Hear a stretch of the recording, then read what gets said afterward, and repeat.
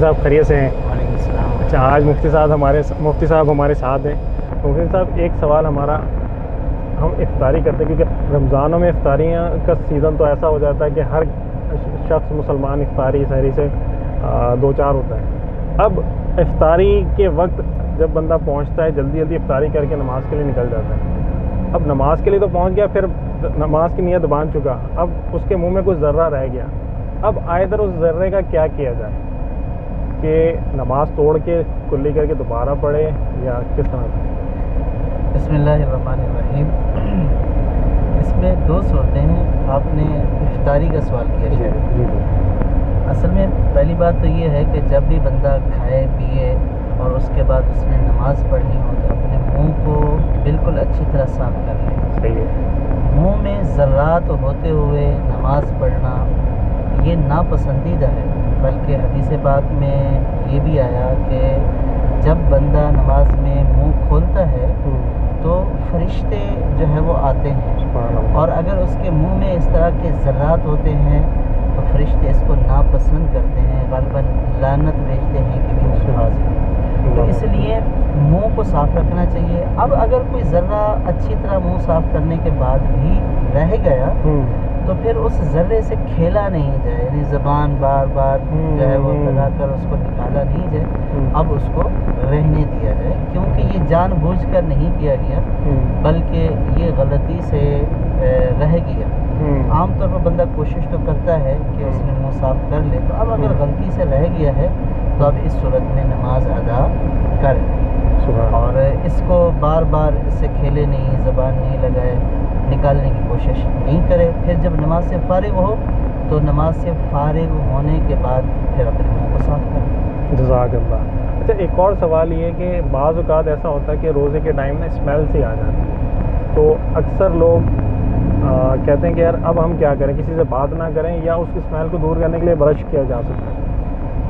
रोज़े की हालत में जो स्मेल है ये दो तरह की होती है। एक तो ये है कि मुंह की बदबू, जो दांतों में खाना वगैरह रह जाता है तो उसकी बदबू होती है, तो ये तो इंतहाई नापसंदीदा है। और अगर ये ऐसी है कि मुंह से निकलती है और दूसरों तक पहुंचती है तो ऐसी हालत में मस्जिद में भी जाना जायज़ नहीं है, कि ये फरिश्तों को ईज़ा पहुंचाना, यानी बंदों को अगर महसूस नहीं भी हो रही तो फरिश्तों को इससे ईज़ा पहुंचती है। और अगर बंदों को भी ईज़ा पहुंच रही है इतनी, यानी कि मुंह से बदबू के बक्के उठ रहे हैं, तो फिर ये फरिश्तों के साथ इंसानों को भी तकलीफ़ है, तो ऐसे शख्स को मस्जिद से जाने से ही मना कर दिया गया। तो ऐसी सूरत में तो बाहर सूरत मिसवाक करे या ब्रश वगैरह करके अपने मुंह की बदबू को दूर करे और उसके बाद मस्जिद में जाए। अच्छा, ब्रश कर सकते हैं रोज़े की हालत में? रोज़े की हालत में ब्रश नहीं करेगा, मिसवाक करेगा। मिसवाक कर। और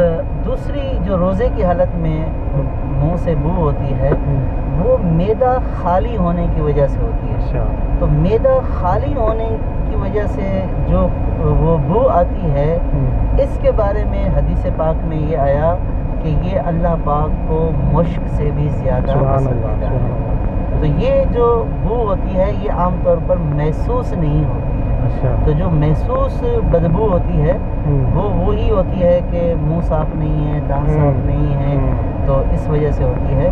वरना जो मैदा खाली होने की वजह से मैदे से जो निकलती है वो, तो हदीस पाक में फरमाया कि अल्लाह पाक को मुश्क से भी ज़्यादा। सुभान अल्लाह। क्या तो इसका मतलब सिर्फ रोज़े की हालत में इन केस अगर कोई ऐसी चीज़ रह जाए तो स्मेल रह जाए तो मिसवाक की जा सकती है? जी बिल्कुल। अच्छा, एक और सवाल ये है कि अक्सर लोग सहरी में नहीं उठ पाते जी।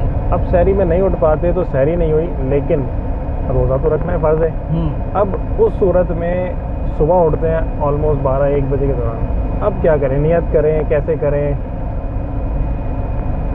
जो रमज़ान का फ़र्ज़ रोज़ा है, पहले तो इसमें ये है कि इसकी जो नियत का वक्त है वो कब से कब तक है। तो ग़ुरूब आफ़ताब से लेकर, यानी जैसे अभी मगरिब का टाइम है, सूरज ग़ुरूब हो जाए, तो ग़ुरूब आफ़ताब से लेकर ज़हवा-ए कुबरा तक, यानी जो दोपहर में मग़रिब वक्त होता है, जिसको निस्फ़ नहार भी कहते हैं, तो ये एक पूरा वक्त होता है पौने घंटे का, आधे घंटे का।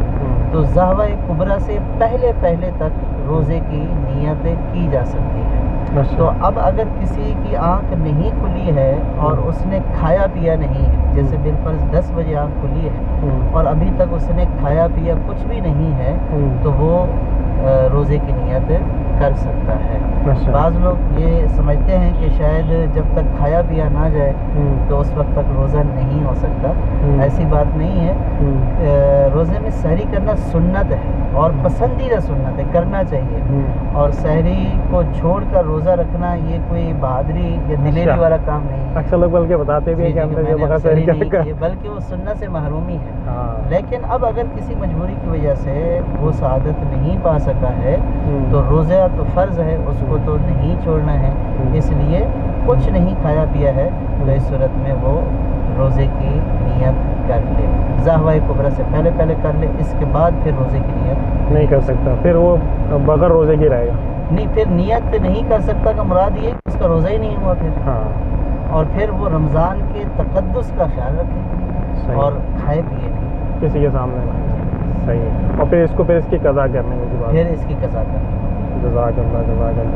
تو مفتی صاحب بہت ساری چیزیں کلیئر کریں. بہت سارے ناظرین کا سوال بھی تھا، تو انشاءاللہ میں کوشش کروں گا رمضان میں یہ آلریڈی لوگوں کے پاس چل رہا ہوگا تو پھر انشاءاللہ دوبارہ آپ سے وقت لیں گے. آپ کے وقت دینے کا بہت شکریہ. جزاک اللہ خیر. السلام علیکم.